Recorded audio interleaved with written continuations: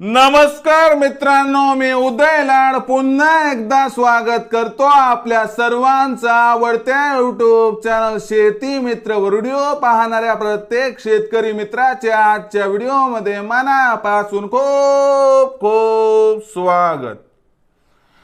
मित्रांनो, thumbnail पाहितलं, title वाचलं, होय मित्रांनो, सामान्य कापूस उत्पादक कास्तकार बांधवांचा सर्वात महत्वाचा सवाल की अखेर 15 तारखेनंतर आता देशांतर्गत बाजारात कापसाचा भाव वाढणार की मग घटणार।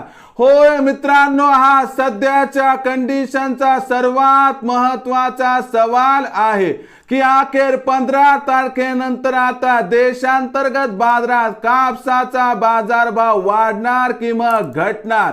हा सवाल तुमच्या मनातला आहे, हा सवाल माझ्या मनातला आहे। आज भारत वर्षातील सामान्य कापूस उत्पादक कास्तकार बांधव या ठिकाणी विचारत आहे की अखेर 15 तारखेनंतर आता देशांतर्गत बाजारात कापसाचा भाव वाढणार की मग घटणार।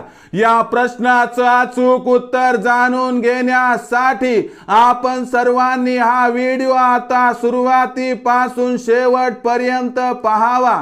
हा व्हिडिओ पाहत असताना जर मनापासून आपल्याला हा व्हिडिओ आवडला तर जरूर या व्हिडिओला या ठिकाणी एक लाईक करा। जास्तीत जास्त कास्तकार बांधवांपर्यंत हा व्हिडिओ पाठविण्यासाठी जरूर शेअर करा। YouTube वर हा व्हिडिओ पाहत असाल तर जरूर चॅनलला सबस्क्राइब करून नोटिफिकेशन बेलला ऑल करा। फेसबुक वर हा व्हिडिओ पाहत असाल तर जरूर फेसबुक पेज शेती मित्र उदय लाड याला लाईक आणि फॉलो करा। तर बघा मित्रांनो, सामान्य कापूस उत्पादक कास्तकार बांधवांचा सर्वात महत्वाचा सवाल की अखेर 15 तारखेनंतर आता देशांतर्गत बाजारात कापसाचा बाजारभाव वाढणार की मग घटणार। होय मित्रांनो, हा सध्याच्या कंडिशनचा सर्वात महत्वाचा सवाल आहे की अखेर 15 तारखेनंतर आता देशांतर्गत बाजारात कापसाचा भाव वाढणार की मग घटणार। या प्रश्नाचं उत्तर जाणून घेण्यापूर्वी सध्या देशांतर्गत बाजारात कापसाची बाजारभाव पातळी कशी आहे ते बघणं गरजेचं आहे। आजच्या कंडिशनला देशांतर्गत बाजारामध्ये कापसाचा भाव हा 6,600 ते 7,200 च्या दरम्यान या ठिकाणी दिसत आहे। मागच्या 3 महिन्यांपासून कापसाचा बाजारभाव जिथल्या तिथं आहे। मग अशा परिस्थितीत 15 तारखेनंतर काय होणार? बघा, कापसाचा बाजारभाव एवढा खाली आहे की याच्यापेक्षा खाली आता कापसाचा बाजारभाव येऊ शकत नाही।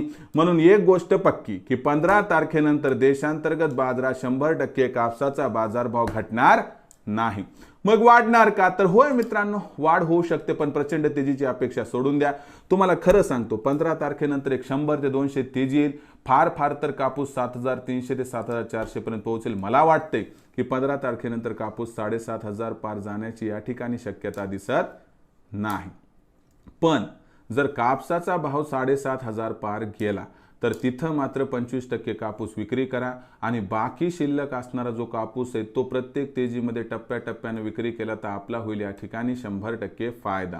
मग भविष्यात देशांतर्गत बाजारात काय राहणार कापसाचा बाजारभाव, याबद्दल अधिक माहिती प्राप्त करण्यासाठी पाहत रहा आवडतं YouTube चॅनल शेती मित्र।